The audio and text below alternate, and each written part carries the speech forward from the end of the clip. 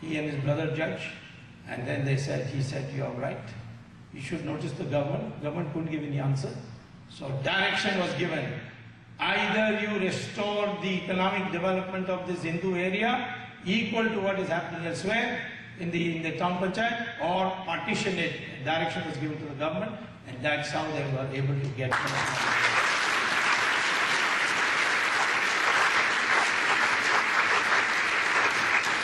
But this is only one town panchayat. There are 39 more I have to visit. They are all asking me to come. Toldi in Ramanathapuram. So many places.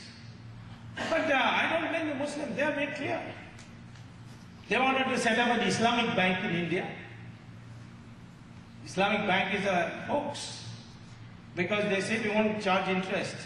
But then if you want to buy a house, they say we will buy it for you. They buy it and then put a surcharge and give it to you. So their interest is collected by the back door.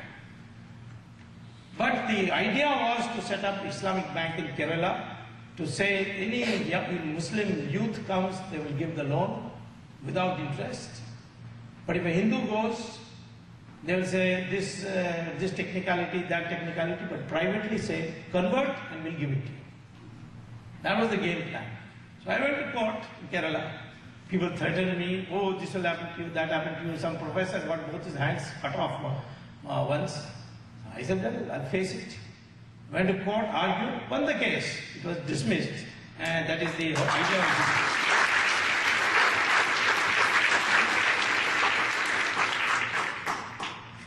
So, first is Darul Islam. Saudi Arabia is Darul Islam. Any Muslim majority area is Darul Islam. Then it is Darul Haram. Darul Haram is where Muslims are not in power. There may be minority, substantial minority. Another condition is that the majority must be Pilpila, Rasgulla, like us, like Britain, all the time confused. There Muhammad has said very clearly, it's not in the Quran, it's in Hadith and it's in Sirah. People quote Quran. Quran, they only quote a part of it, which it talks about all peace and aman and all that. But you read Hadith and you read Sirah, they are the status the same as Quran.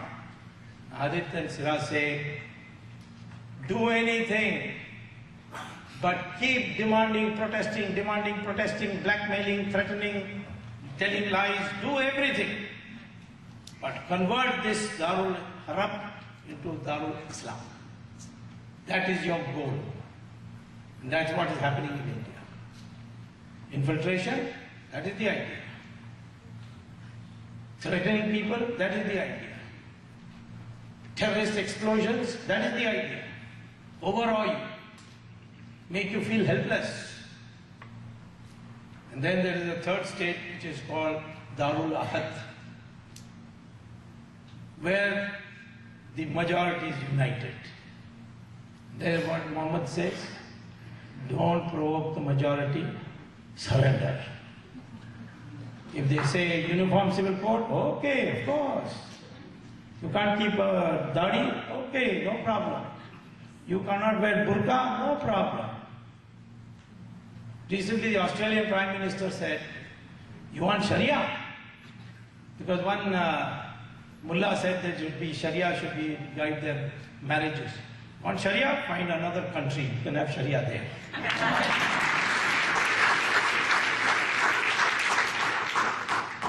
So, what happened? All the Muslim organizations said, this mullah is a madman, don't listen to him. We are for uniform civil code, we will obey right.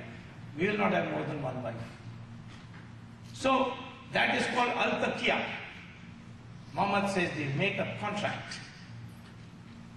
So that's why today we have to understand the Muslim mind so that we can understand our mind.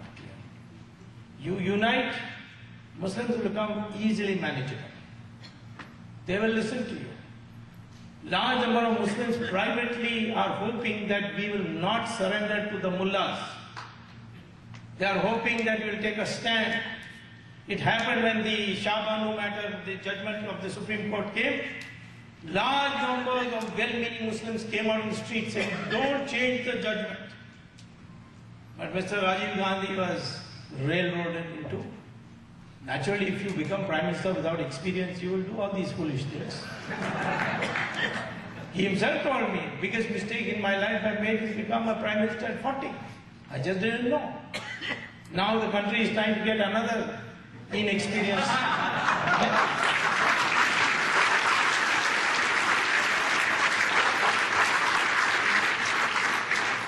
That is, Rajiv Gandhi was intelligent, this one was a Buddhu. So therefore, he brought a legislation and changed the Supreme, overruled the, nullified the Supreme Court judgment. These educated Muslims who came out in the streets, they began to be targeted.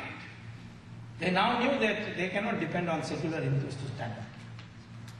I can tell you, the day the Hindus unite in the name of Hindutva, that day the Muslims will become the most reasonable, friendly, brotherly community of India. Not before that.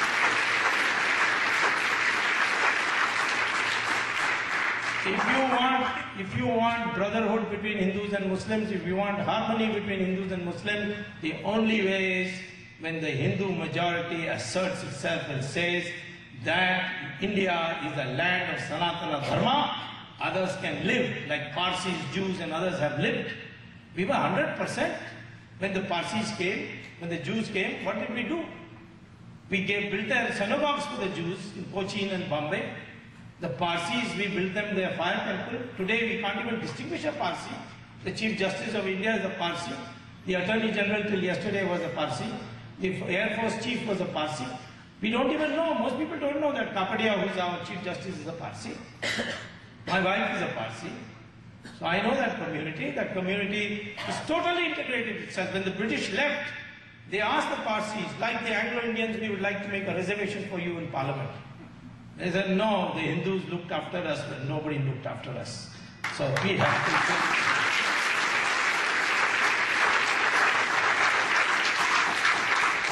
The Jews, the first resolution passed in Israeli Parliament when it was created was, thank you India, you are the only country where the Jews were not persecuted.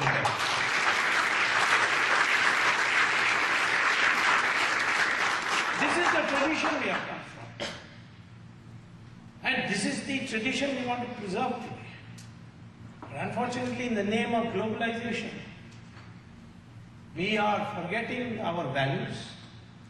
What was our value?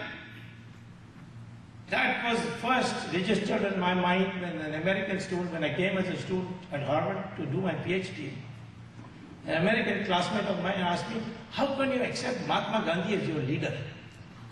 So I said, why in America you will not accept him if he comes here?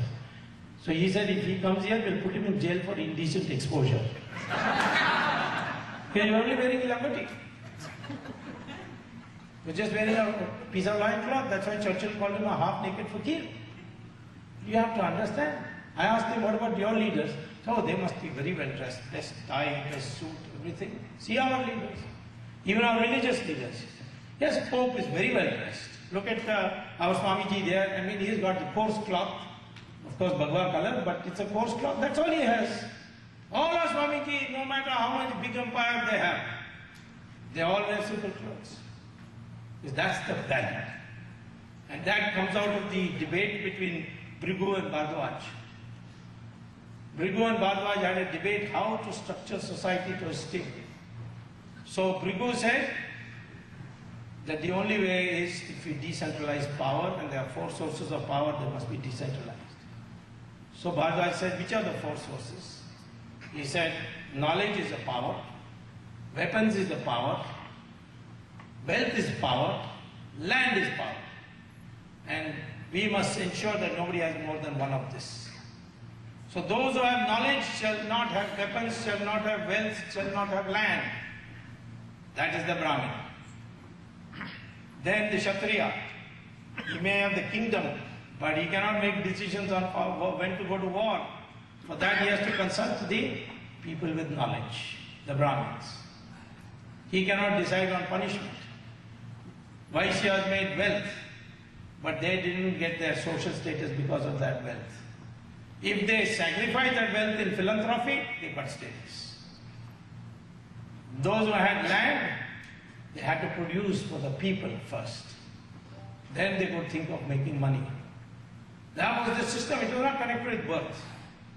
Because Lord Krishna says in Gita that the Varna Vyavastha is what to do with guna, not with birth. We are all born Shudras. After that we pick our discipline, then we become Dvijas.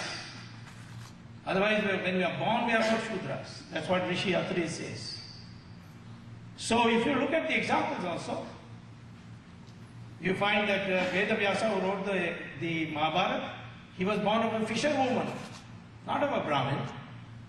Similarly, Valmiki was born out of Dalits. His parents were Dalits. He wrote the Ramayana, became Maharishi. The greatest poet we produced, Kalidasa, he was a hunter. The Rishi of Rishis was Vishwamitra and his parents were Kshatriyas. Ravan was a Brahmin. And this idiot Karnanidhi did not know, and he was celebrating Ravan Leela thinking that he was doing an anti-Brahmin act.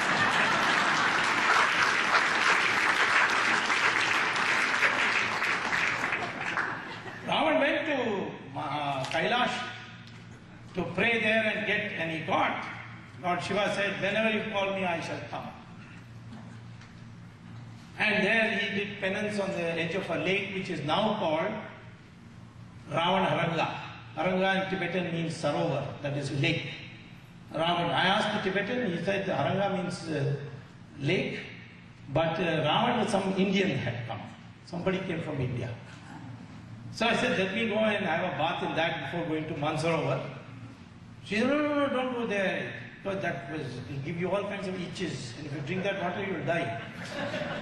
So in mischief, I filled a bottle of water, took it back and gave it to Karnanidhi, please drink it and show me.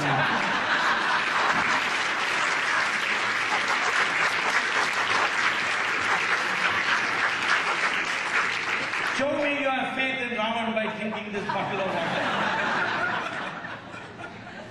So therefore, Ravan was a Brahmin, he had to be killed because he broke the law. And who killed him? A Kshatriya. Brahmins don't say, oh, he killed one of our Jatwalas. But Rama respected the institutions. So when he came to Rameshwaram, he did Prayashchit Puja because he killed a Brahmin. But after killing him. So I am saying that if you look at this, we venerated people who had knowledge.